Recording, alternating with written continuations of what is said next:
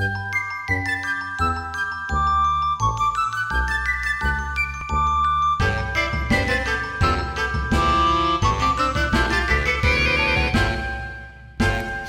moms won't say.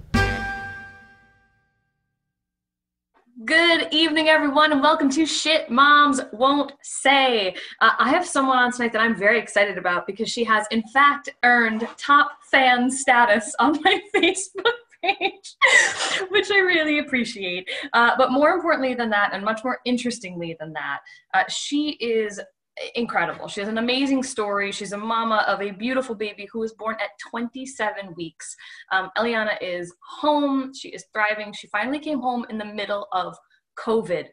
What is COVID, you ask? It is a global pandemic for those of you who think it is a hoax. It is not. Welcome, Miss Alex Thomas. Thank you for coming. Yeah, you're here. And I'm sorry that your shirt didn't work out. And when you came on, you were like, crap, I had this shirt on and I had this great plan.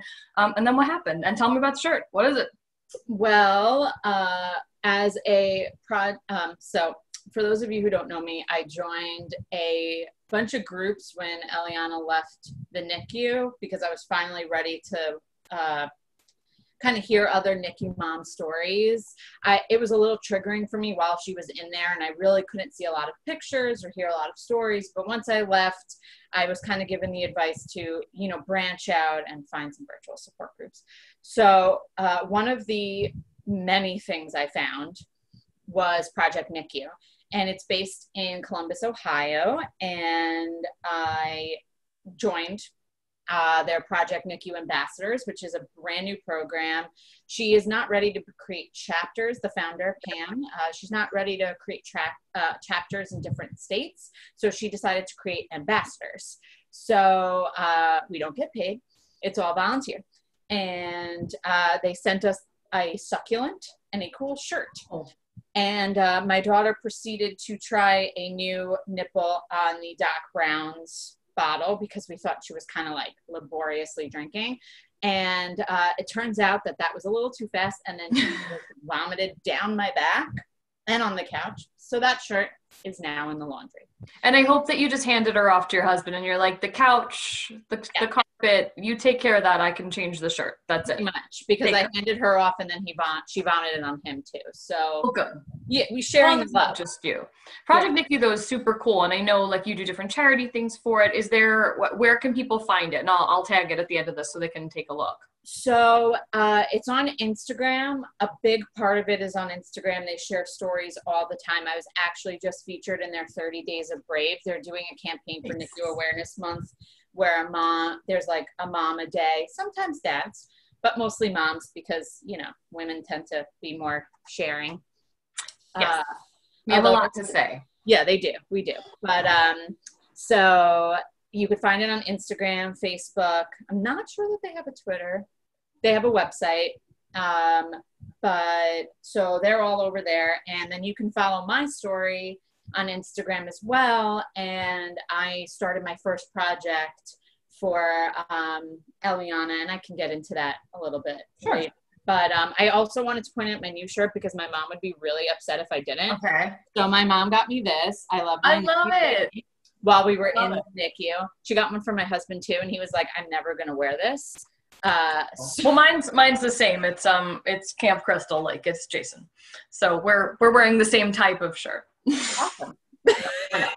We're not at all. Yours is much more vibe. I got the vibe of your show, and I put on makeup. I did put on makeup for the first time, like maybe the second time in this whole pandemic. But I've been watching, and you were like, "Wow, everyone who gets dressed up," and I'm in a t-shirt. I'm like, you know what? I'm gonna represent, and I'm just gonna wear a t-shirt.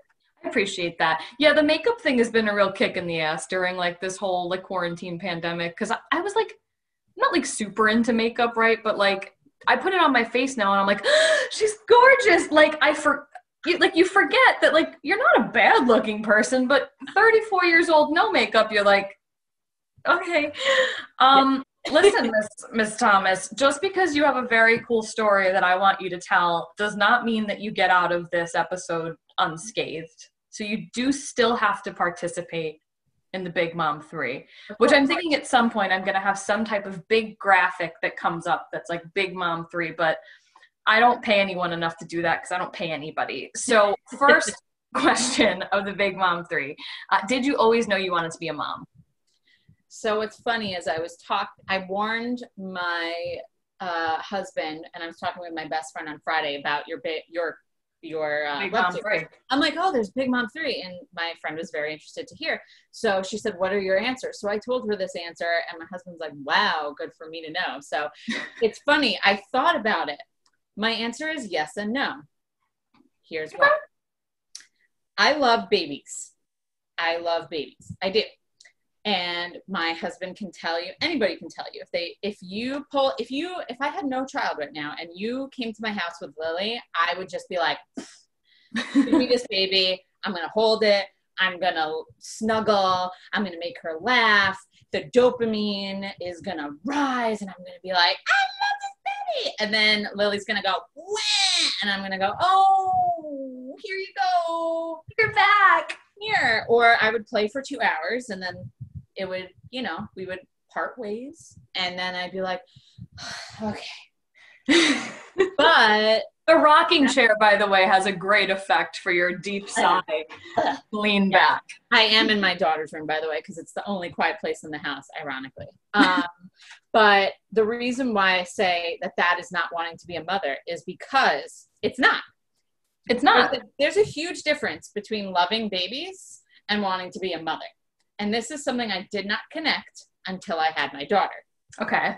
Everyone always said, oh, you want to be a mom. You're going to be such a good mom. And I said, and now I look at it and I said, no, playing with a baby for 2 hours, 5 minutes is not being a good mom. It's the fact that kid doesn't know you as well and is going to have fun because you're making her laugh. You're seeing that baby, him or her, at their height of goodness. Like Instagram, whatever, like you are seeing these babies when they're like, happy. But the second they are not happy, they're not staying with you. They're going back to their parents. And that is motherhood. That, you know what? That is the best definition of motherhood. Motherhood is the other end of this. Yes. Of handing the baby back. That's so spot on. And that's a really good point. And it's something that I think everybody should be careful of saying, because people being like, you're going to be such a good mom. Like, one has nothing to do with the other. No. Babies are cute. Babies are real cute until it's 4 o'clock in the morning and they're throwing up, or they're not breathing and you're like, I've killed her. It's scary. Yeah. But that's a great answer. That's a really good answer. Big mom question number 2. And being a NICU mama, I can only fucking imagine. What is the shittiest and or most backhanded piece of advice you've got from another mother or parent? And if you have more than one, go to town, please. From the rooftops. So, so this is great. This is great. So, all right. So I gave birth at 27 weeks, as you stated. Now, it was a whirlwind. Within 2 hours of arriving to the hospital, my daughter was not inside me anymore. Like, it's crazy. I was almost 7 months pregnant. I was very close. I did not get a 3rd trimester. So everybody knows this in the hospital. Like, I shared on my Facebook, on my Instagram, I've been sharing like little tidbits of my story just for NICU Awareness Month. So when you get put in Manhasset Hospital in a room, you get a red heart on your door. So that basically tells every staff member, there is not a baby in here. There is a NICU mom in here. Like there is a mom who does not have a baby in this room. So like, it's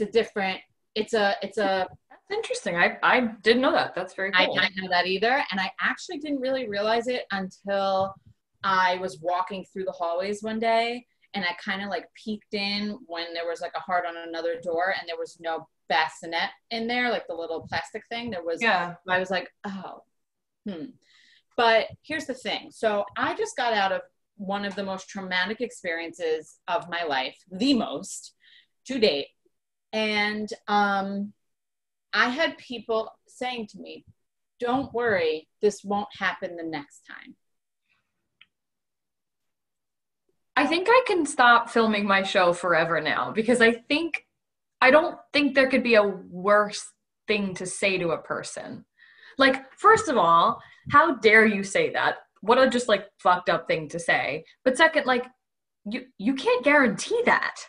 No. And also, like, don't worry. That's like telling me to calm down when I'm in a fit of rage. Like, that's insane. Yeah. To be fair, my pregnancy was a nightmare.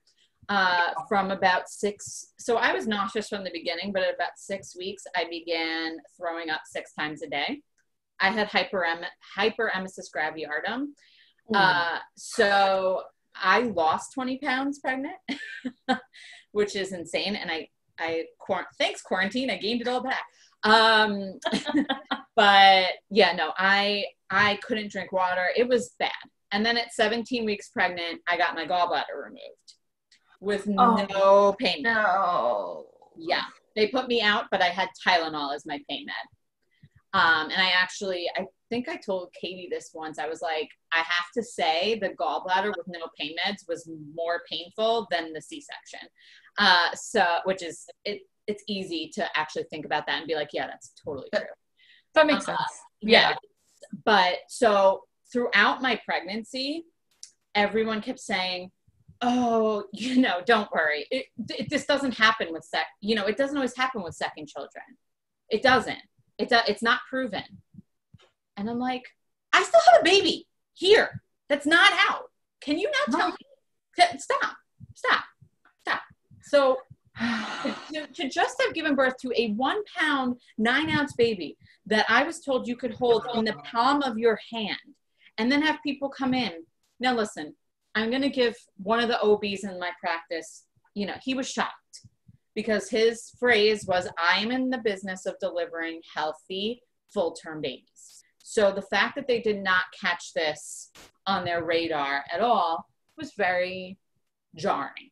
That just like punched me in the stomach when you said that. And like, I have no dog in this fight, right? Like, this is for someone to say, like, yeah, keep going. That's horrible. Yeah, he basically said to me, I said to him, I was honest because I was hormonal and I was upset and sure. I had just seen my daughter for the first time. And I said to him, he was like, well, the next time you will come in and we will be giving you the shots to prevent premature birth and you'll be going to weekly appointments. And so basically he was probably trying to say like, please don't blame us for this. Like, come back when you want to have another kid. We'll like prevent it next time. But in my head, I said, listen, I don't think there's going to be a next time. Yeah. Right now, and I keep saying this to all my friends because I'm only 4 months out of the NICU. And I said, unless I hit my head really hard and get amnesia, this shop is closed for now. Listen, I don't know how it like couldn't be like, I've heard your story through different avenues and like it's really the first time I'm hearing it directly from you, like, and I've always said to myself, I'm like, how's Alex gonna have another baby? Like, I don't know, you're right, like a bout of amnesia perhaps. Yeah, and they do have studies on it, like, natural childbirth is, as not painless, and somehow mothers do it over and over and over again. So how do they keep doing this? And they do say there is some sort of thing in the brain that kind of just sees the positive over the horrific and whatever. But for right now, for me, I'm saying, listen, I might watch this back and be like, I want another one. That's so silly. But right now, no effing way. That's okay. And that's fine. But the fact of the matter is that like, trust me, I've gotten other advice. Like, plenty of people, they ask me in general terms, like, where's Aliana at? And they try to give me like, advice on different things. And I'm like, no, she had 2 gastrointestinal surgeries and almost died from neck disease. I can't do that for her. No, she is the size of a 2.5-month-old, but she's 6 months adjusted and 9 months old. I can't do that for her. No, thank you. That's great advice for a full-term baby. Thank you anyway. So I run the gambit at that, but hands down, the worst thing I hear now, and it keeps happening, is don't worry, this won't necessarily happen next time. I'm so sorry people say that to you. And it's such a yucky thing to say. And it's not necessarily true. And that's what's, you know, and that's anybody. That's any baby, anytime. You know, it's a weird, birth is weird. But for someone to say that to you is just really, really messed up. So good answer. Big mom question number 3. And I feel like you needed like a whole arsenal of these, but let's see what the answer is. What is one skill or superpower you had before becoming a mom that you feel has really, really helped you as a mom? So I have one really big one and then a tinier, like, little one. Little guy. So the big one is, and this is funny, I have generalized anxiety disorder, and I think that was my superpower. Why? Because I saved her life with it. Okay. The day she was born, I woke up and it just so happens I had gone to like a Friendsgiving the night before and I had gotten cocky and I was like, oh my, you know, I'm not vomiting as much today. I'm going to eat, you know, I'm going to eat. And there was food galore. And I was just like, oh, I'm pregnant. I'm eating. Yeah. So listen, the night before I had felt what I thought was Braxton Hicksy type of thing. It was for 10 minutes and I was like, nah. And then I ate and then I got home and of course all night I was vomiting and I was very sick. And I was like, you know, I'm going to sleep in. So around noon I woke up and around noon was the first time I could eat again. And I was like, all right, I can eat. So my typical tricks of knowing that she was up and moving inside, because this child does not stop moving. She didn't in the NICU. She didn't in utero. So I usually drink. Good for her. Right? Good. I drank a glass of cold milk or had cereal, and all of a sudden I'd feel like, and you'd feel the little kicking. Nothing. Then I said to my husband, I'm like, this is weird. She's usually moving by now. And an hour later, I'm like, okay, let's try some sugar cereal. I tried sugar cereal, nothing. And then that's when my anxiety started triggering and I'm like, there's something up here. And I, of course, was like, I don't want to go to the hospital. I don't want to go. I'm, you know, like I'm in fear, whatever. And I called my mother and my mother said, you better call your OB. And I said, listen, I'm going to go for a walk because that's the last thing that will get her to move. And if she doesn't move, I will call the OB. So of course my anxiety is full throttle. I'm sobbing on this walk.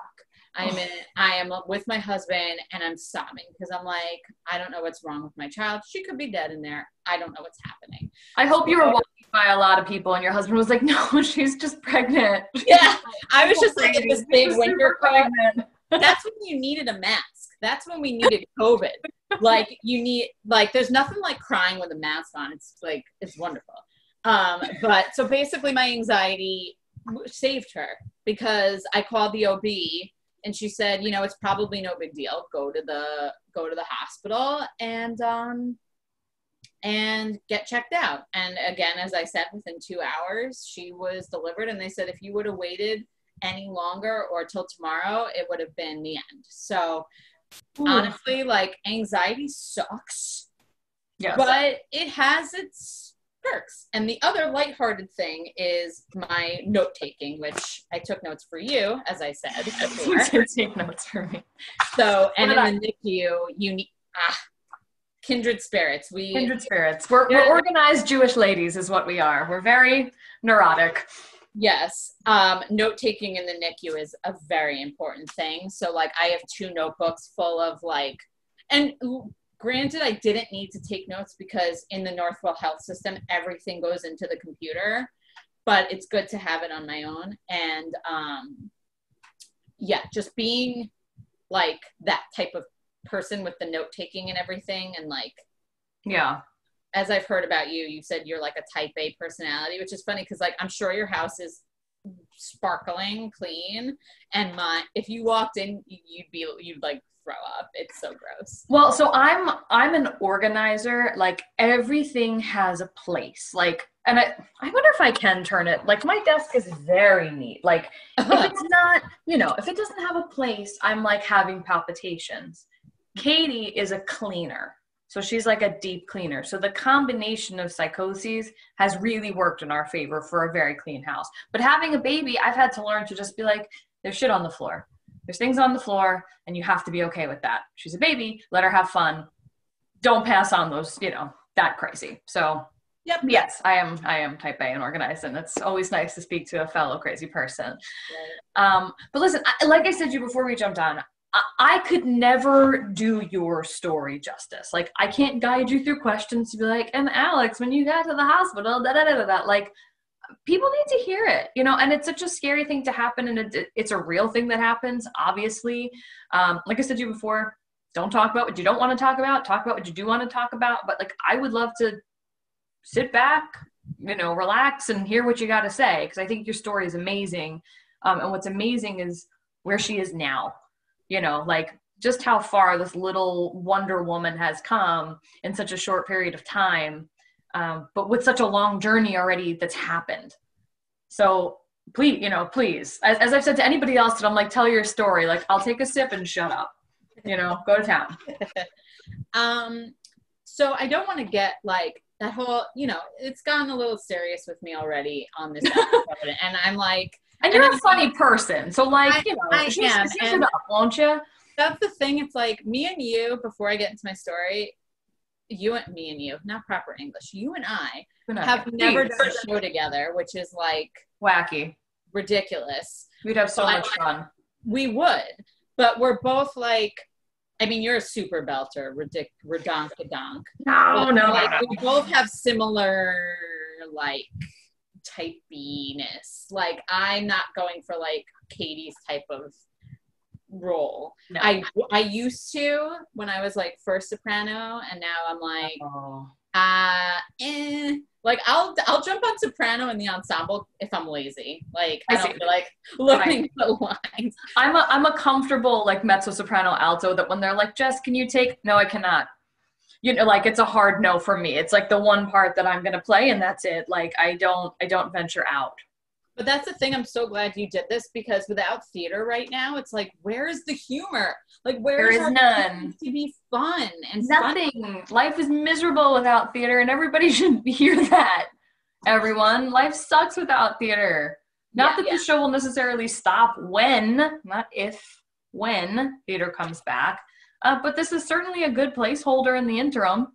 Yeah, you got to create. There has to be levity. So for me, it's like I will say some serious things, but I will also include some like levity things, because listen, I didn't lead 5 months in the NICU like Eeyore, essentially. Like if Eeyore was in the NICU, like that was not me. Like I wasn't Tigger, but I wasn't Eeyore. Like if we're going to use like Tigger. I see. I was like, you have Tigger behind you. Yeah, he's my favorite. So, and Eeyore is my favorite. So not surprising to me. Who's like a funny, who's in the 100 Acre Wood who's like funny but also serious? I feel like that would be like a Pooh or Piglet type of deal. I guess it's Pooh or Piglet, yeah. Like, but so I like kind of tried to ride the middle. So basically in the beginning, I was definitely like in Eeyore status. Like it's shocking, it's scary. And a lot of people don't know about it. When I first got in, everyone was like, oh, so when she reaches a certain weight, she'll come out. And that's the old school way. The old school way, you had to hit 5 pounds to get out of the NICU. Now, your baby could be healthy in every way and be 3 pounds and be sent home. So you could be taking home a 3-pound baby, which is crazy. That's nuts. It's crazy. My experience like ran the gambit, basically. I started at Manhasset Hospital. They were wonderful there. Totally different setup. Basically, they had like a pumping room where you could pump, but you couldn't pump next to your child. So like half the time I felt like I would be missing the time, because it takes 45 minutes by the time you're done with everything to like finish. And then and it's also 2 only by the bedside. So if the grandparents ever wanted to see her, I'd have to walk out and let them go. And it was squished. It was a tight room. And then about a week later, when her bowel perforated and her stomach just expanded and turned blue. So basically that's a kind of necrotizing enterocolitis. And that is a frequent killer of babies. And they're still doing research on it. But girls actually tend to be bigger fighters in the NICU, which is, it's interesting that that's the truth. And Makes sense. It does. And I witnessed 2 boys pass away while I was in the NICU for 2 completely different reasons.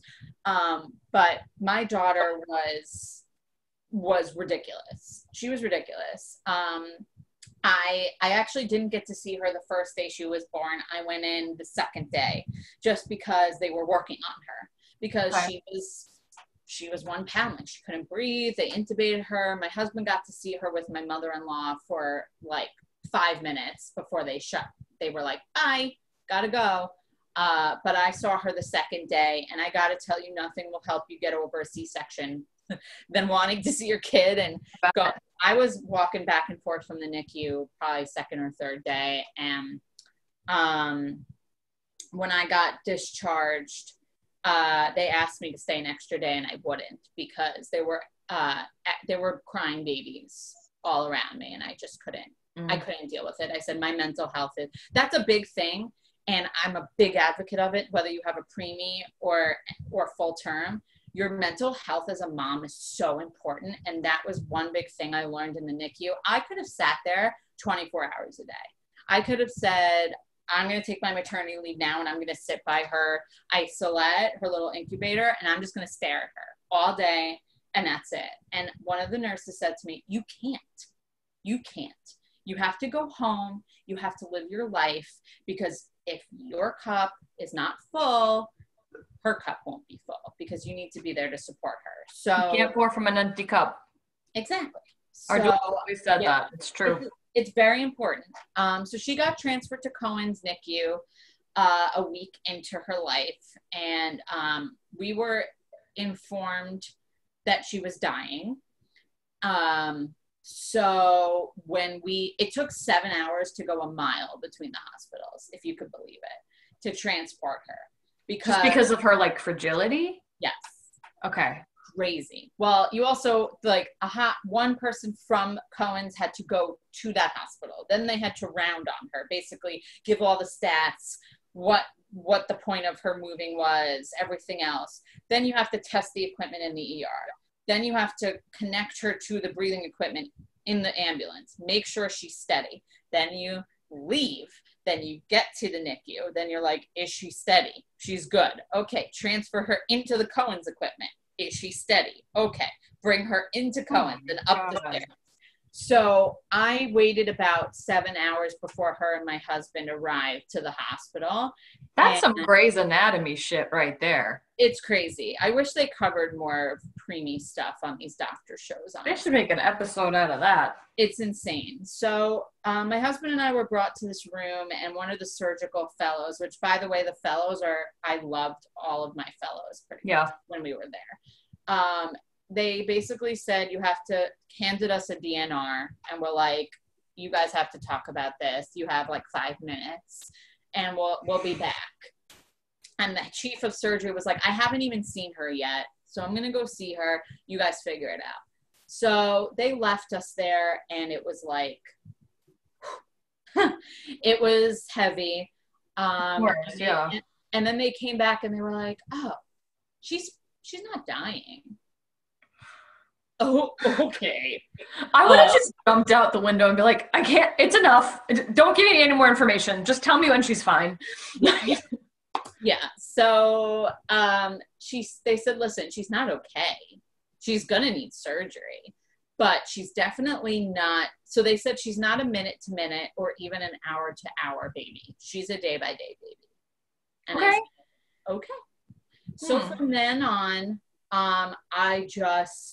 we had our ups and downs. She had 3 surgeries while she was there. And she had some brain bleeds and from trauma, because that's very common in preemies also. They go through the trauma of, the birth. I learned that I had a placental abruption, and they had no idea why. And I also— And is that something they could have like seen, or is that just something that happens? See, that's the thing. I want to look into it more. Yeah. But the first, so you get a 20-week scan, and then, like the anatomy scan, where they're like, oh, everything's working. They have hands, they have feet. Yeah. Everything's good. And then at 24 weeks, I don't know about where you went, but at 24 weeks, I did not get a sonogram. We had other sonograms outside of that 20 weeks. I don't remember if it was 24 or not. Yeah. So basically, the way my doctor worked was 20 was the big one, and then 24 was just how you feeling, checking the works, but not showing you inside. And then the next big one was the 28 weeks, where they tested for the diabetes, and you get your next scan and whatever. But you didn't. I literally didn't make it to 28 weeks. So who knows? I didn't lift any boxes. I thought it was a hyperemesis, but they said no, because if it had been, it would have happened a lot earlier, because I had been throwing up like that for 6 months. Right. I forgot also during my journey, my daughter has a chromosomal defect, which I gave her, which I didn't know I had. So in order to find that, they had to do a CVS and an amniocentesis, which, for those of you who don't know, is it's like the old school way of checking for genetic things that usually you don't want to do. So my mother is convinced it was that. But we could wax about this forever. I just don't. People are shocked, because usually when you have a placental abruption, you'll see it. I was actually a placental abruption because my mom lifted a box. Weird. Yeah, she lifted a heavy box and felt something, and then her water broke, and it was not water. It was, of the red variety, and it was just not good. Sure. So, but for me, it was just like me noticing she wasn't moving. So, but there's tons of questions, like, why was she only 1 pound at 6 months? There's a ton of questions. Right. I don't really know. And maybe when I'm in a better place, I can look back on it. But for now, I've kind of just been moving on. I guess it doesn't really matter, right? At the end of the day, like, she's getting healthier and stronger and more beautiful and more fun by the day. And I feel like that's, at the end of the day, what's important. And then, well, I shouldn't say what's important. It's what's important, like, that part of it. And then, like, picture. Right, the big picture. Yeah. So some levity. I mean, in my 5 months there, I created a family. I still talk to some of the resident nurses there. One of the fellows, I have her phone number. Some of her doctors friended me on Facebook. That's cool. It's adorable. And I remember one of my best memories was I could not get up to pump. I couldn't. Pumping for a NICU mom, oh my God, awful. Pumping for any mom sucks. It sucks. Like, I obviously don't have to do it because I'm the man in the relationship. I don't know what that means. But yeah, I see Katie's I think I'm done. I think I'm almost done pumping. It's a nightmare. It's a nightmare. Yeah. And I gave myself to a machine for for the better part of 5-6 months. So, and if you asked me before, I kept saying I'll give breastfeeding a try, a good old college try, but I'm not really interested. It's fine. But the second they said, you're going to save your kid's life with this, it was oh, okay, guess I'm hooking up to this feed. Right. Exactly. But I just couldn't get up at 3 a.m. because she wasn't here. So in my head, I was I just want to sleep. So one day after she was not intubated anymore, we started to hear her cry. And I said, you know what? I want to record her crying for my alarm. And the nurse was like laughing. And because I was like, at first she looked at me, she was like, are you sure? And I'm like, no. Like, seriously, I can't get out of bed. So what we did was we were doing skin to skin kangaroo care. So basically, for those of you that don't know, the mom or the dad usually has like skin and then baby skin, hence the term. And it's supposed to help, especially NICU babies, grow and bond because you can't have them at home all the time. So I knew that every time they took her off of me, because she'd be sleeping, she would start crying. So I said, all right, my husband's going to hold the phone and you're going to take her away from me and you're going to record a voice memo. And so we're so cruel.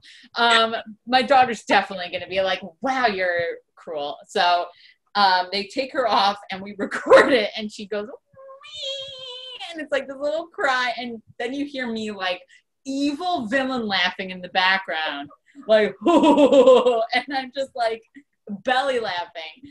And that's my recording that I use for bumping to get me up, because it makes me feel like she's home and she needs me. And it's like, wake up. So that's terrifying. That's really horrifying. I hope I never hear it. But so now, we've come to this part of the journey. She's sort of growing a bit. She's skin to skin. She's thriving. She's starting to thrive, I should say. You brought her home in the middle of a global pandemic. Like, I know for us, like when we brought Lily home, it wasn't this yet, right? It was in October. It was different. We were able to have our friends and our family and support. That has to be really crazy, because I'd imagine even in a regular world, you bring home this tiny little baby, you're nervous enough about having people around her. And then, oh, by the way, there's this super weird virus that we know nothing about. Yeah. I don't even want to say, like, how's that going? Because that's a stupid question. But I'd love to just hear, like, what the experience has been. So the pandemic started getting, like, questionable while she was still there. So in February, they cut off all grandparents. So, like, we were just about to let she has 8 grandparents, by the way. Yeah, lucky us. 4 more than usual. Okay. Divorce. Yeah. Divorce. So they cut off all the grandparents. We were just about to let them all hold her, because we had agreed that when she got to an open crib that she was healthy enough to, like, she's still not healthy, but to expand it from just me and my husband. So then they cut them off. Then we hit March, when all shit hit the fan. And they said, oh, by the way, only one of you is allowed to come at a time. And it's by alphabet. So in the afternoon, hello, getting hit by things in her room. Hello. Did something just fall on your head? Yeah. This, ironically enough. Welcome home. We're talking about you coming home, little girl. That's what we're talking about. She's always here.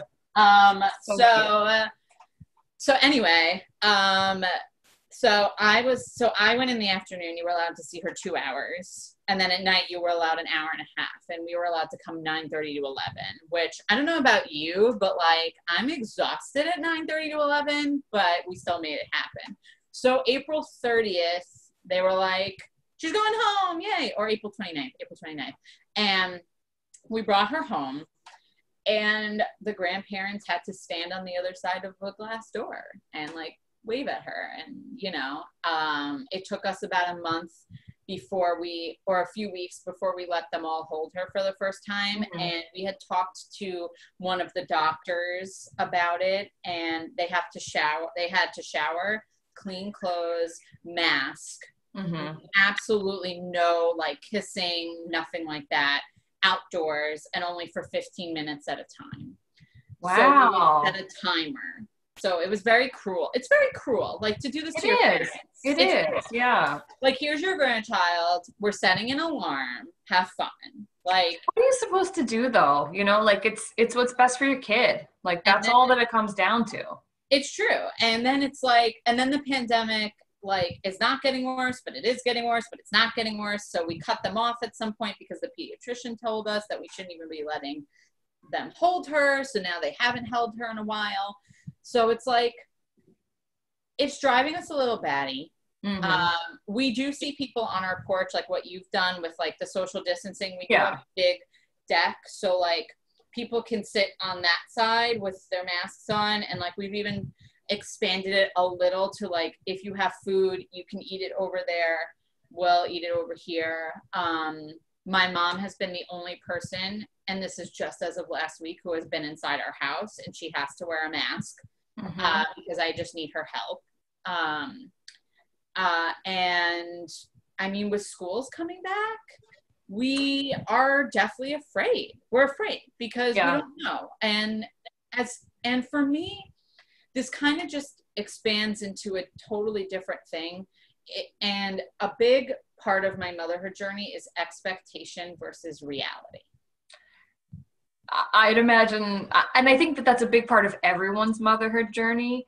I can't even imagine it for you. Yeah, but everybody's kind of going through it right now in different ways. Sure. So for me, it's like, I got my maternity shoot in. I wasn't going to do it, but someone offered to do it for free. And I got it 2 weeks before she was born, which is miraculous to me. I might know who that person is. I might know who that person is. It actually wasn't her. It was somebody else. But she will be doing, because I trust her and her and her safety, she will be doing Eliana's first birthday shoot. That person is Miss Katie Casson, who has been on the show and is one of my ultimate homegirls. Yeah, she's amazing, and she'll treat you with the utmost dignity and respect and make that little girl look gorgeous. Yeah. And I'm so excited because that's something we missed out on, newborn photos. I never got my newborn photos because like they weren't going to allow a photographer in the NICU. And like, why do you want glamour shots of your kid covered in tubes? I mean, you don't.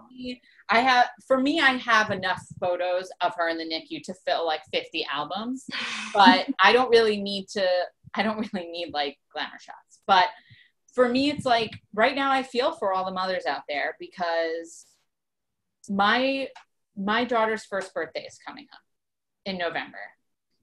And for me, I also had planned on throwing her, like I wanted this to be an epic blowout. Banger. And everybody could tell me, oh, she won't remember. Doesn't matter. It's not about her. It's about, I'm going to say it. It's about me and my husband and our family, because this child almost died multiple times. And I didn't get to bring her home in a normal circumstance. She's being raised interfaith, so we had her baby blessings of her baby naming and her baptism on Zoom. Fun. Yeah, so fun. And I wanted this kid to be like, you fucking made it to one. Like, this is amazing. You are amazing. And that's what I wanted. It wasn't just your traditional, and I'm okay with it. And you know what? If she was full term, I'd probably, feel a little differently, but like, and I just want expectation versus reality is huge for me. I didn't get a third trimester. People who post the 9 months in, 9 months out photos, guess what? I didn't get those either. You should call all of them and be like 27 weeks in, 27 weeks out. Right? Do it. But it's also like, now it just changes my perspective, because I look at everything and they're like, oh, is my baby going to come early, on time, or late? And I'm like, you don't want it to come early. It's like, but here's the thing. If I was not where I am now, I would still be that kind of person, because that's the culture we've created. And that's why I'm doing what I'm doing, is not to like hit people over the head with it and be like, my daughter was sick. Like, I get it. It can get tiring and to see me being like, donate so I can give back to these NICU families who need it. Every time I walked into the room and I saw someone had donated, of course, that's an alarm to give my daughter her vitamin. Whatever, she rules my life. Anyway, every time I walked in the room and saw that someone had donated a book or a doll. Her first Christmas, she got an elf doll. Just, it meant so much to me. And for me, it's like, I now am self-evaluating and like looking at my social media, and I'm trying to make sure that I'm not doing anything that another mother would see and be like, that triggers me. Yeah. Hurts. Yeah. And you know what? It's hard because it's such a fine line, because you want to share all of the fun and all of the great stuff that you have with your kids. You want to share some of the not so great stuff you have with your kids, and you never want to scare or offend anyone, because motherhood it's an inclusive journey, but it's also a very solitary journey. And you need to walk that line, you know, like what's good for me, but also what's good for everyone else. And that's the thing about the pandemic. It's like right now, without getting political, like without, you know, whatever your beliefs are. You've watched this show. There's two sides right now. There are the people who don't have anybody who's at risk, which is fine. You have grandparents who you believe are the healthiest, whatever. You want to go out to the vineyards. You want to go out to breweries. You want to, you know, go to the beach, have your parties. There was a first birthday party across the street from us. It was this huge blowout. You want to do it? Like, I had, what is something that, Alcoholics Anonymous, I was listening to a podcast, Dax Shepard's podcast, Armchair. Oh, sure. And he said that, resentment is something like this. Resentment is like poison, drinking poison, like, and hoping that the other one dies, that the person you resent dies. So like for me, I could sit at the front window and look at this person and be like, "Rrr," but what is that going to do? Nothing. But then there's the other side. There are people like me who are very outgoing, like yourself, who normally are in rehearsal or are going out, seeing friends, socializing, and who can't because, and you know what? I don't want to resent my daughter because it's not her fault that she's immunocompromised. And it's not her fault that people are done. I'm done.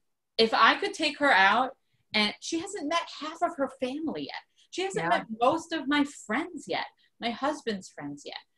If I could do it, I would.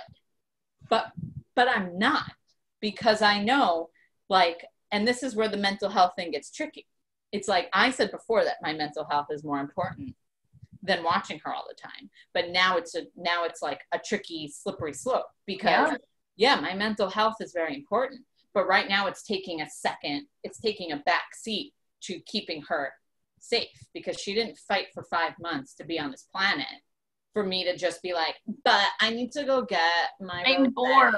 I'm so bored. I need to go to the vineyard and I'm going to take my preemie out and hope she doesn't get COVID. It's fine. It's fine. Like, you know, that's my difficulty. That is where you know what I think, like, again, preemie, not preemie, like a lot of people are struggling with that same thing right now. Like, and I think what bothers me is when people are, when I see people doing those types of things, and I like that quote about resentment because I'm drinking a lot of resentment these days and being like, and fuck you.